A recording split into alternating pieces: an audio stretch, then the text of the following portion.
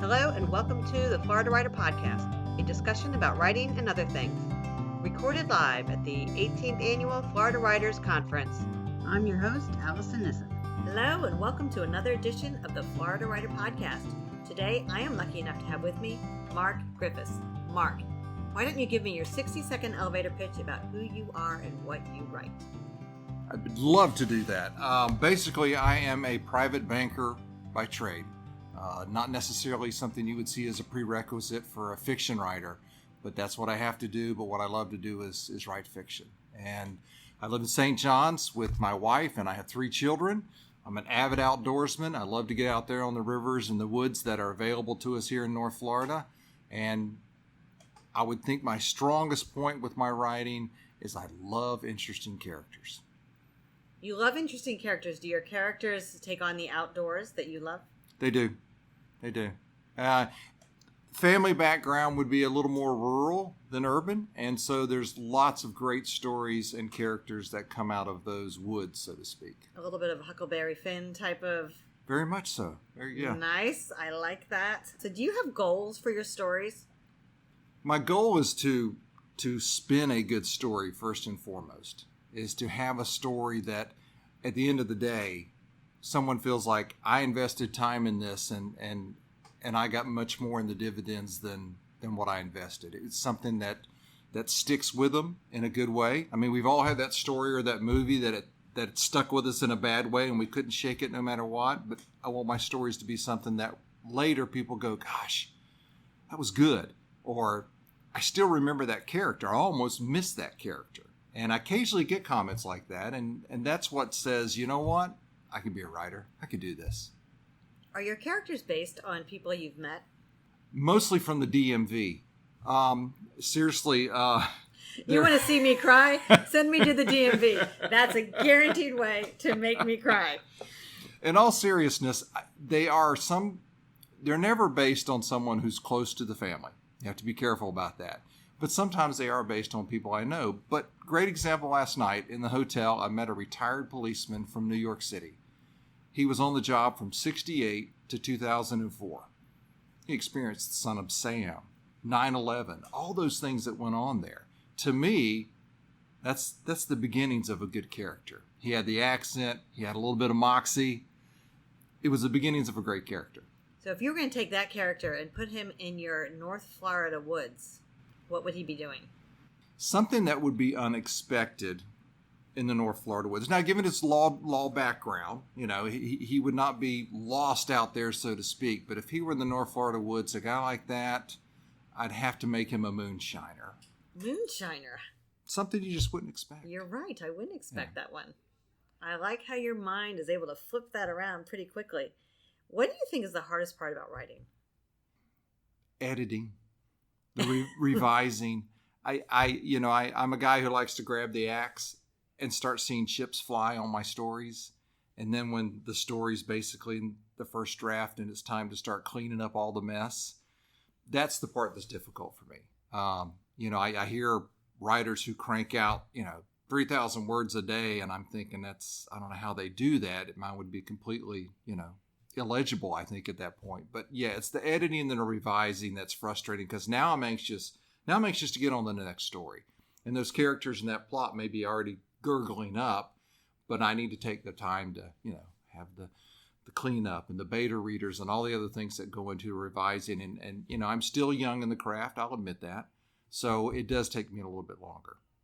What's the best piece of advice somebody has given you from a beta reader perspective? From a beta reader perspective. You're not Tolstoy, and there's no reason for the story to be 165,000 words.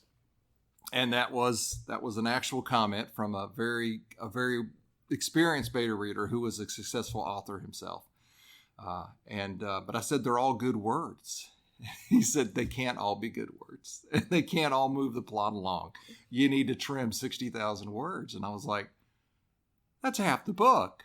So that was the hardest truth that I received early on with my first book.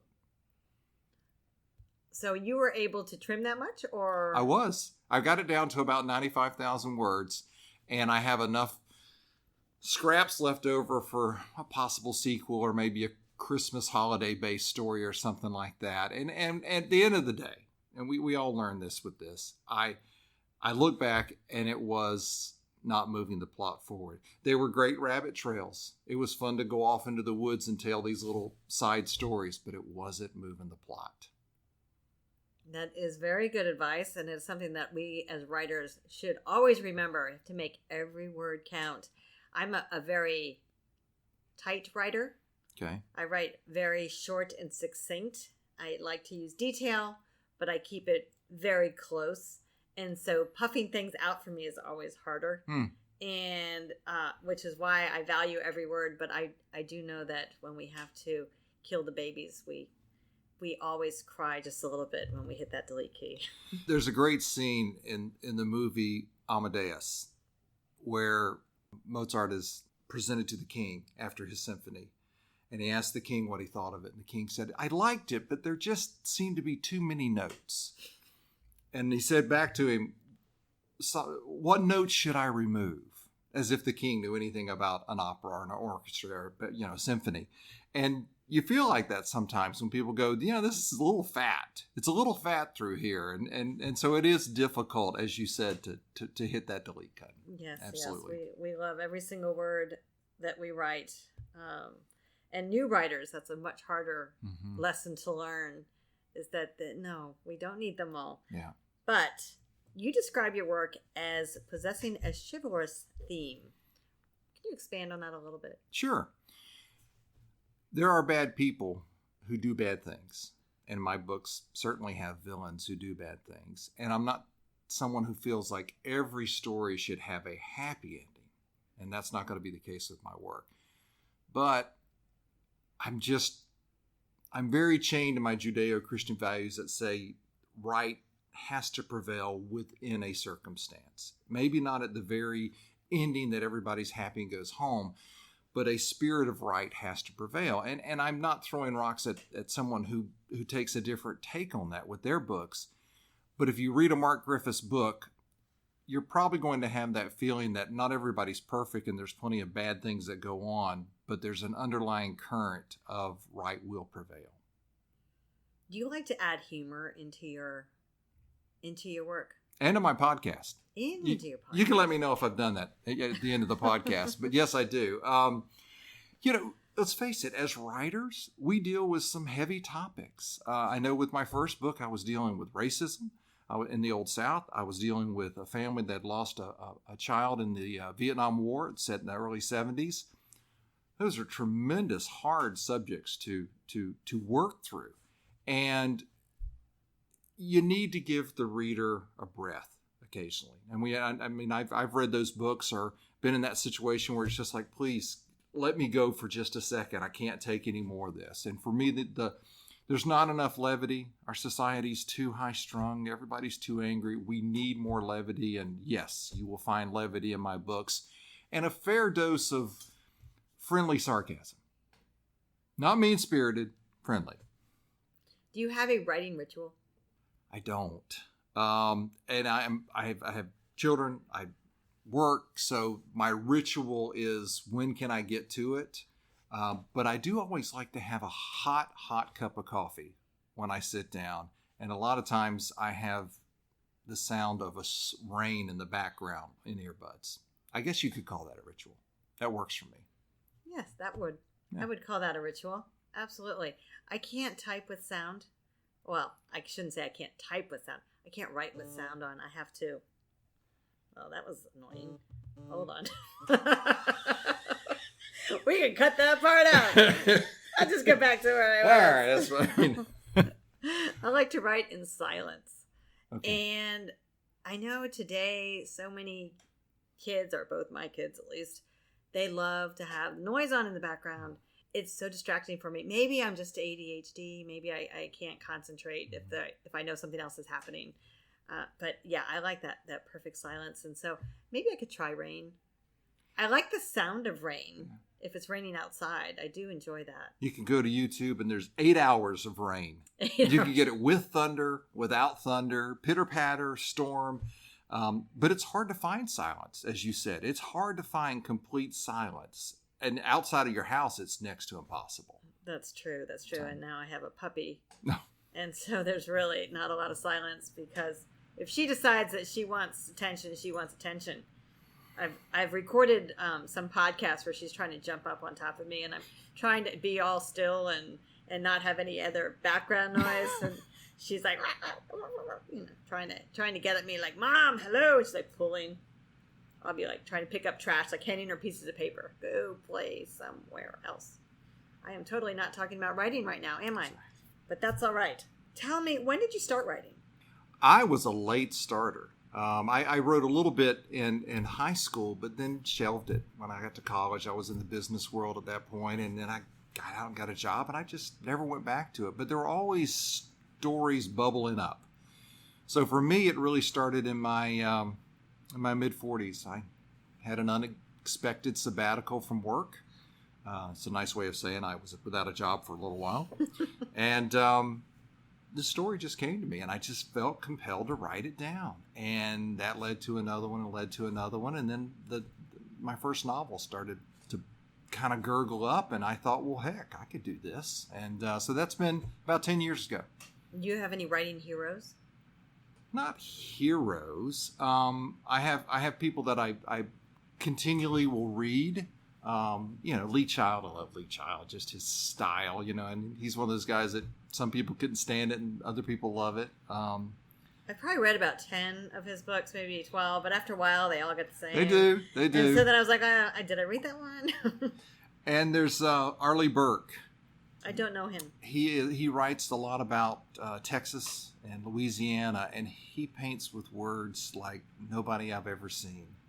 And so then, of course, I love a Grisham and I love a Clancy. I mean, I love the ones that everybody loves, but I like to mix in some nonfiction. I am a historian. I love odd and unique history out there. So I fill in some of those spots with some military history just to get me off of the fiction train. I feel like sometimes my mind needs to hear real facts and maybe learn something.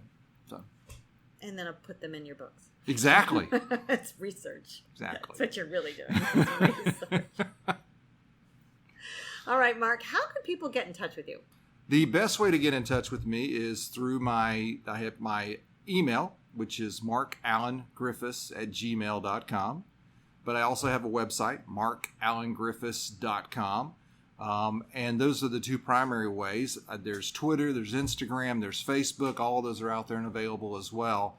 And I am always anxious to talk or communicate with folks. Awesome. Are you ready to switch to our rapid fire questions? I am. All Bring right. it. Describe your perfect holiday. Snow, woods, lots of food, family, nobody with a virus. Always nice to have a holiday virus-free. Absolutely. What is your favorite word? My favorite word? My favorite word would be my wife's name, Tasha. That's very sweet. I say it more than any other. And do you like to cook? I do. Well, if there's fire involved. And if there's fire, there's an element of danger. So I will be involved if there's some kind of flame, like grilling is very good for me. Or over an open fire. I love that kind of cooking as well, like you be out in the woods camping and such. But I can maneuver around the stove well enough to put something together. It'll involve macaroni and cheese at some point, but yes, I can do that. Is it a box? Yes. I'm sorry, but I think that's probably, if you look on the ingredient label there, somewhere in there it says crack is part of their ingredients, and that's why I am addicted to Kraft macaroni and cheese. I'm not endorsing them. However, We all have our monkeys on our back. we do. It's just why I make homemade macaroni and cheese. I do not open the box anymore. Okay. Anyway, Mark, thank you so much for stopping by. Thank you for having me. This has been an absolute thrill and privilege. Thank you. Well, you've been listening to another episode of the Florida Writer Podcast. Allison out. Boom, boom. Mark Allen Griffis is a private banker, historian, and avid outdoorsman. A North Florida native, he has always been drawn to the rivers, estuaries, and secluded forests that define the natural beauty of Florida's first coast. He currently resides with his wife and 3 children in St. John's, Florida. For more information about Mark, visit him at his website, markalangriffis.com. For more information about the Florida Writers Association, visit us at floridawriters.net.